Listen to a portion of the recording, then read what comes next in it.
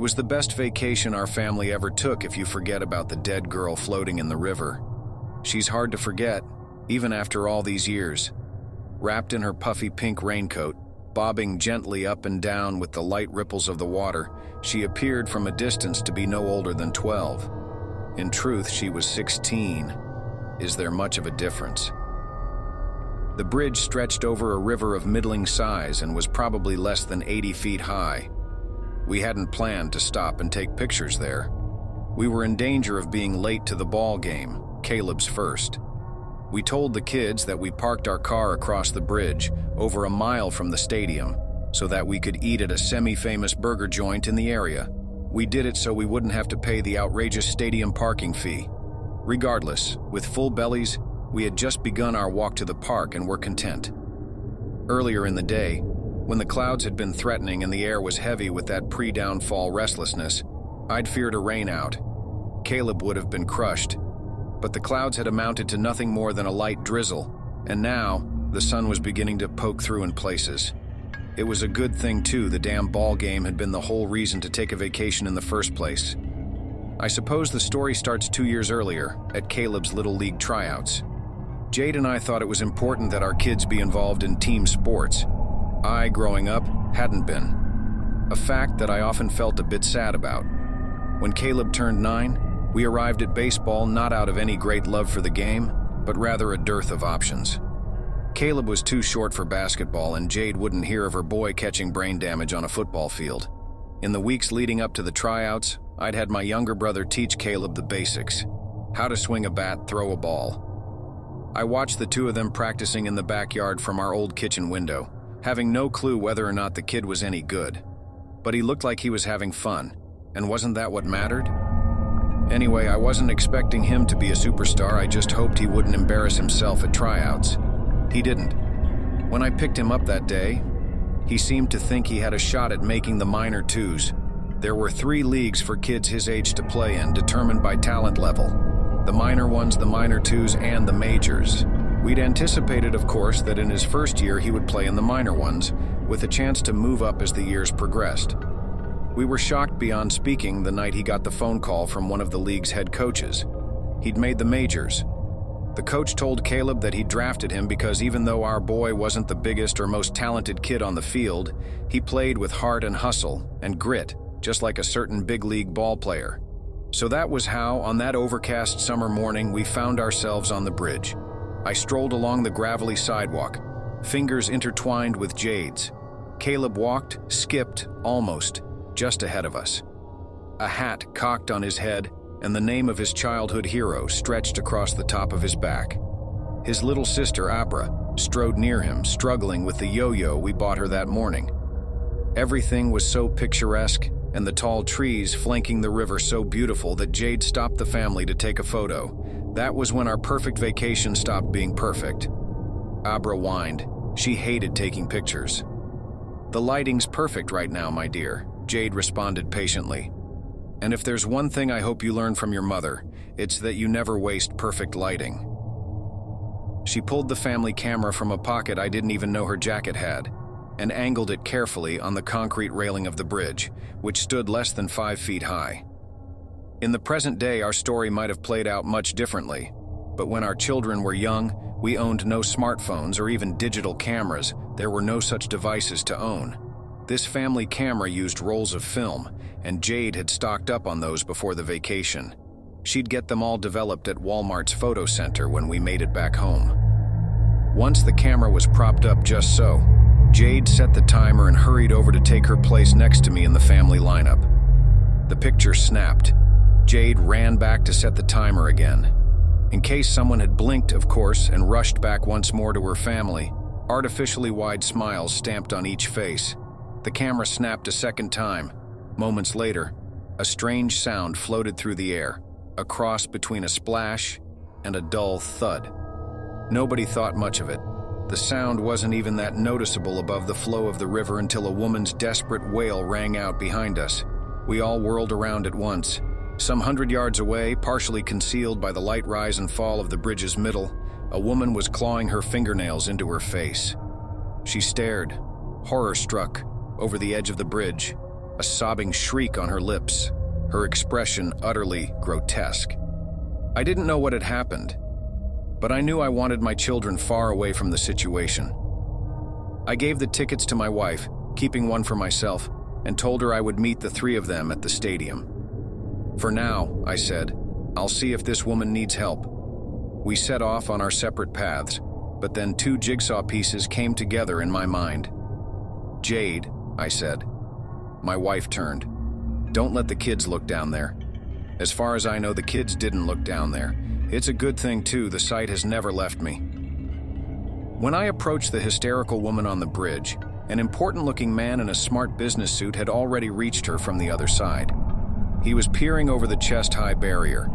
All that stood between passers-by and a deadly fall. Said the man, a bit more matter-of-factly than the situation called for. Dreadful. If the woman was bothered by his aloofness, or if she even noticed it, she didn't let on. She was now sitting on the pavement, arms wrapped tightly around her knees, rocking back and forth and sobbing and repeating the word Natalie over and over. Blood speckled her cheeks from where she had scratched herself. The man pulled from beneath his suit coat pocket a cellular phone which, impressive though it was at the time, would have been considered comically huge just 5 years later. He pressed 3 digits on it and began to speak to the emergency operator, his voice carrying over the sobs of the woman near my feet. I remember thinking, with some righteousness, that I just couldn't see the appeal in a cellular phone. Imagine people being able to get a hold of you whenever they wanted. I closed my eyes. Knowing full well what I'd see, I opened them seconds later and allowed myself to glance over the ledge. Sure enough, a young girl lay dead below, bobbing lightly up and down with the movement of the water. She lay in a pocket of water surrounded by tall plants, which were reasonably still and quite shallow. This pocket seemed to be the only reason she hadn't been swept downstream. What's more, it may well have been the reason she died. Had she landed in deeper moving water, she might have survived the fall. She looked, as I said when the story began, no older than 12. She wore a puffy pink raincoat that seemed to be too small and juvenile for her, as though it was bought for a girl much younger than she because despite appearances, the girl below me, whose name was presumably Natalie, was a junior in high school, or at least she had been. The girl's blonde hair spread out like a fan from her head, and a ray of sunlight escaped the clouds above, giving her a vaguely angelic look. Or perhaps that was my imagination. Regardless, as I stood there, unable to look away, listening without hearing the man next to me as he spoke his final words to the emergency operator, I realized something. Young Natalie had the misfortune of being the first dead body I'd ever seen in my life. Neither I nor the cell phone-bearing businessman made an effort to console the woman near us, or even approach her in conversation. She was now lying in the fetal position and trembling slightly, an occasional whimper sliding between her lips. The spots of blood from her cheeks were now smeared across her face, making the whole sorry scene look more criminal than it should have. We both hovered nearby, knowing the police would wish to speak with us, feeling like intruders on this woman's grief. A few minutes later, the woman was no longer crying. It seemed like she'd cried herself out. But her whimpers had turned to wails, and she clutched and pulled at the fabric of her blouse so hard I thought it might rip. I had a flashback of my childhood, reading Bible stories with my parents, stories about men like Job and David, who were so overcome with grief that they rent their garments into pieces. Such an extravagant display of anguish seemed a little unrealistic to me at the time, but in the presence of this woman, it was those passages which came to mind. After what seemed an eternity, a single police officer arrived. This seemed negligent to me. Granted, I came from a much smaller city with a much less busy police force, but still, the image of the girl named Natalie floating below seemed disturbing enough to warrant at least a second lawman. The young officer, who was overwhelmed by the situation, had the bad sense to begin speaking with all three of us at the same time. The man in the suit introduced himself as an employee of what I gathered was a rather impressive firm downtown, and he did so with such aplomb that the police officer seemed to think this man, and not he, was in charge. I was standing over there, near the main road, the man said, pointing from whence he had come, when I heard a scream, this woman's scream. He nodded to the woman, now on her hands and knees, moaning lowly and seemingly unaware of her surroundings. She was staring over the edge of the bridge.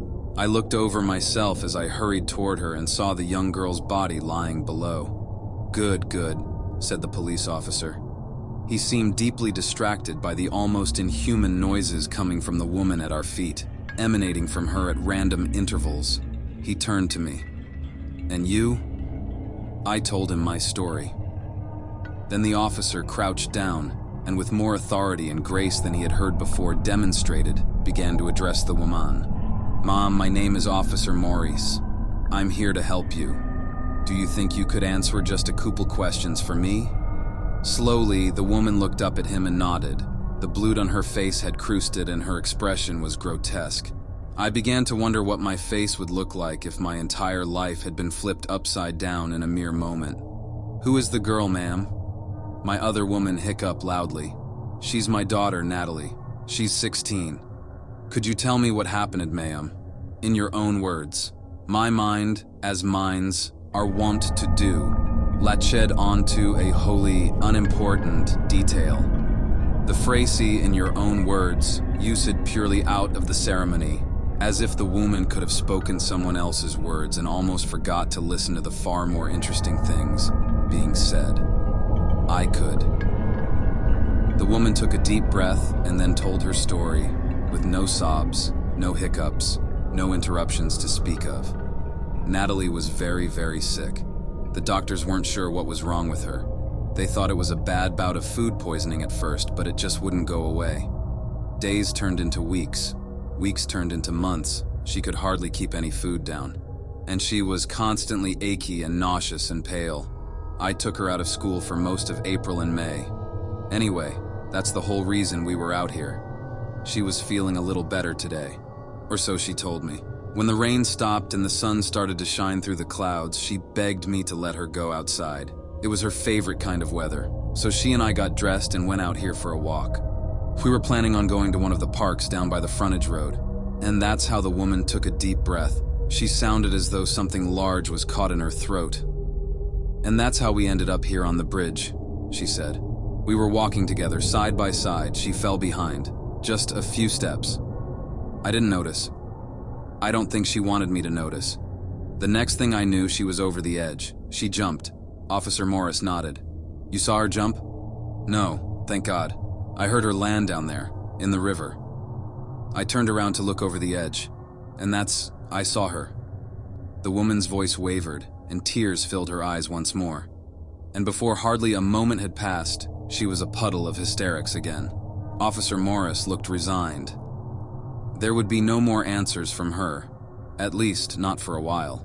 He turned to us. "Gentlemen, write your contact information down on this paper, and then you can go." I did. As I handed the paper back to Officer Morris, he said, "Enjoy the game." I did. It's amazing what a person can put out of their mind if they need to. I had just witnessed the most disturbing scene of my life, and not an hour later was at a baseball game with my family.